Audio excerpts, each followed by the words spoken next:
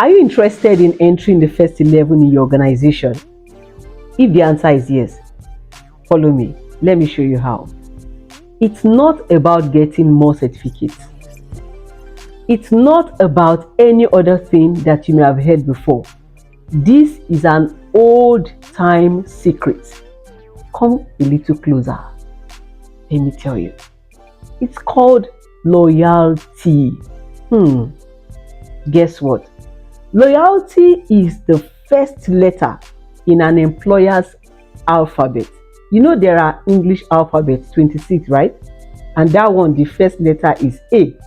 But in an employer's alphabet, the first letter is L. And guess what that L means? Loyalty. Loyalty. What is loyalty?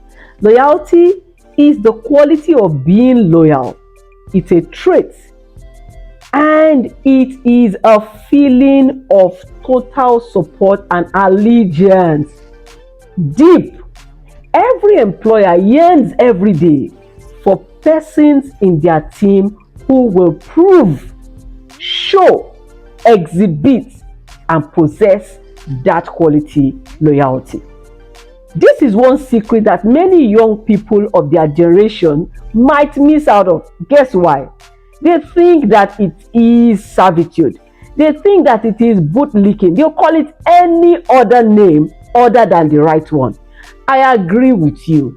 There are a few similarities between bootlicking and all the other untoward names that are similar to the way loyalty exhibits. The difference, however, is the intention of the player of the game. In loyalty, you can get every and anything that any other person will lose. But of course, it does not pay you in one day. So if you ever wonder how you can arrive at the first 11, sit around the close table, inner circle, so to speak, then I can assure you that if you make yourself a loyalty member, it will just be your right way up. Here are a few things you could do. Number one, serve well. It is not servitude, it is service. Serve well. And then, never speak ill of your boss. You know this thing I saw in the Bible someday that says that the birds of the air will take the news to them.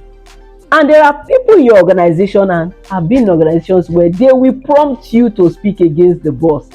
And then they will go behind you and tell the boss what you said. Be smart. Never stay anywhere collaborating with anyone to speak ill of your boss. Yes, bosses have their own areas where they are not great, but don't make it a pattern of speaking against your boss. If you have an issue, why don't you speak using the right channels rather than forming clusters where you gossip your boss about who he is or what he does? The next point for loyal people who are going to sit at the center table is be a team player. Yes, don't be a scatterer, be a gatherer. You know, someone said, are you a scatterer or a gatherer?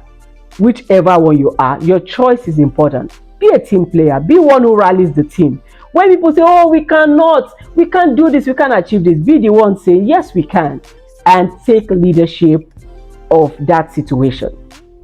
The next point, this is important, and it's a secret that you should not go away from.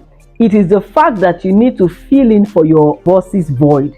Every boss has a need. You know this wrong assumption of you thinking that wealthy people don't have a need, bosses don't have a need. I mean, for them to have become bosses, it means that they have all things. If you look closely, there's something that your boss needs. Some bosses are bad at eating, so you can be that team member that ensures that they get a meal.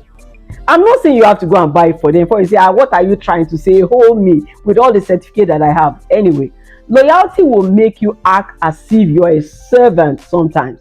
But if you understand the game, you will know what you're up to.